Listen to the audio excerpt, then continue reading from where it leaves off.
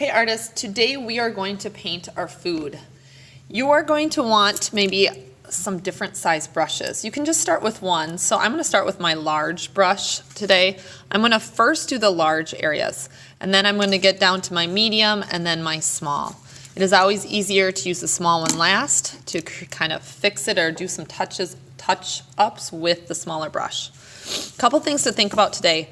What colors do you actually need for your food? So for example, a hot dog, if I really want people to believe it's a hot dog, I have to think the bun is like brown and the hot dog is kind of like a peachy kind of flesh color. So for example, if I would just paint my hot dog, and I always want to make sure I dip and wipe before I swipe, so I always get my brush a little bit wet.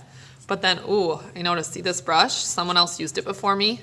It has purple in it, so I really want to look at. Really important. We can't just assume all the brushes are clean. Make sure that you have a clean brush and then wipe it. I even got a paper towel to kind of use as a tool to kind of make sure my brush has the right amount of water. If I just make my bun, hot dog bun here, brown, that is fine. But if I think about bread, it's not usually this bright or this dark of a brown.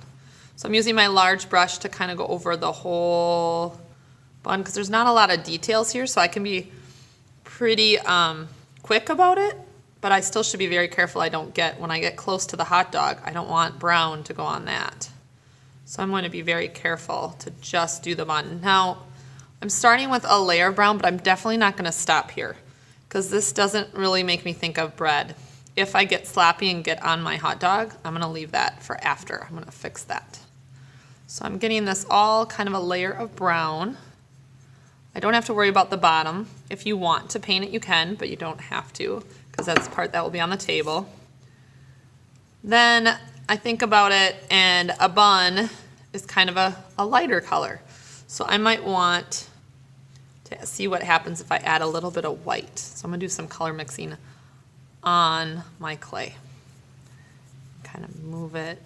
This is getting closer to kind of the color I want. If it gets too light, I can always go back and add a little bit more brown. I'm going to dip white because I have to be careful I don't, when I have white on my brush, go into the brown because we're going to be sharing this paint. So I don't want to make the paint palette messy for someone else. So I might drop in some more brown on top to kind of make it, try and get it the exact color I want. Maybe even there's a little yellow in it. Sometimes it's a light brown that maybe has a golden bread color.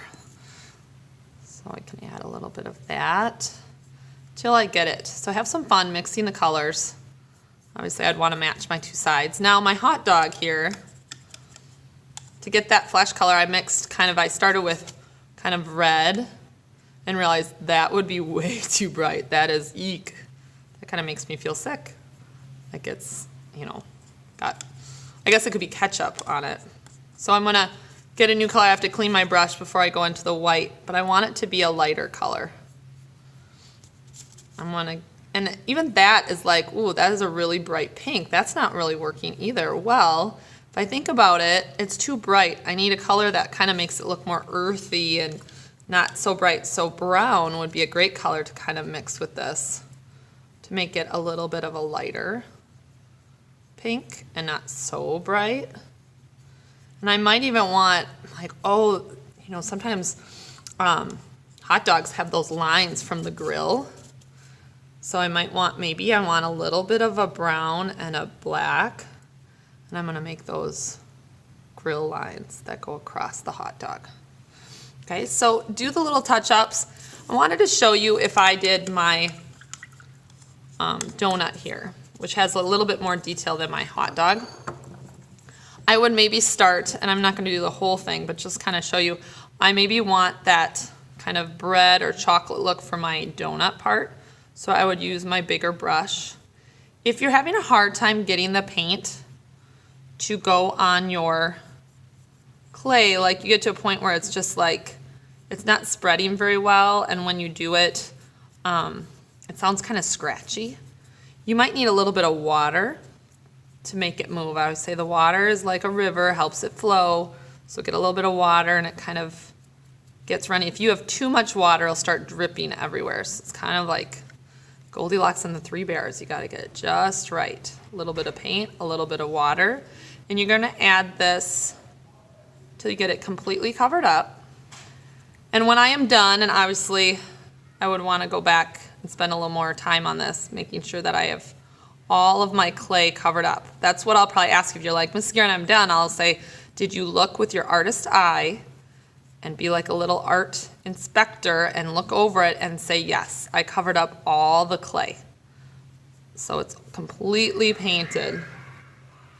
So when I feel like this is completely covered up, then it's time to do my frosting. I wanted some white frosting on mine.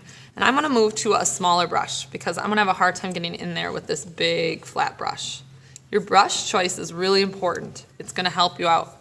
So I'm going to start to do, and I think I must have had some green on my brush, really important. Always rinse your brush first.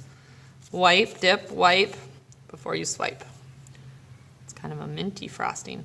Now I'm doing the frosting before I do the sprinkles, because it's okay if like I get some, see if I get some white on my sprinkles, because I'll do my sprinkles last. So I would go and very carefully paint, try to paint around my sprinkles, but if I get on them, it's gonna be okay. So I have this nice white frosting. Oh, I'm getting a little bit of color on there. And know if you're like, that is not the color I wanted, and you keep trying to get it to be white again and it keeps looking more green, let it dry. And you can always cover it up and paint over top of it when it's dry. When it's wet, it's just gonna keep making a new color. So we'll pretend that this is all painted white. Down in here, I'd wanna make sure I cover up all of that. So I've got this white frosting on this side of it done. Then I'm going to start and do my details, which is what I'm gonna use my smaller brush for. Dip, wipe, make sure it's clean. Dip, wipe, and I'm going to paint each sprinkle very carefully, because now this is my last detail and I don't want to get in that white frosting. And I'm using the smallest brush I could find so that it will be easy to be careful with. I'm going to do some sprinkles on kind of maybe some different colored sprinkles, so I need to make sure I rinse between each color. When you are all done, your art needs to dry, so we're going to put it back at Pink Table where you got it from. Okay, when you're all done, make sure that your name is on the bottom, and have fun painting your food.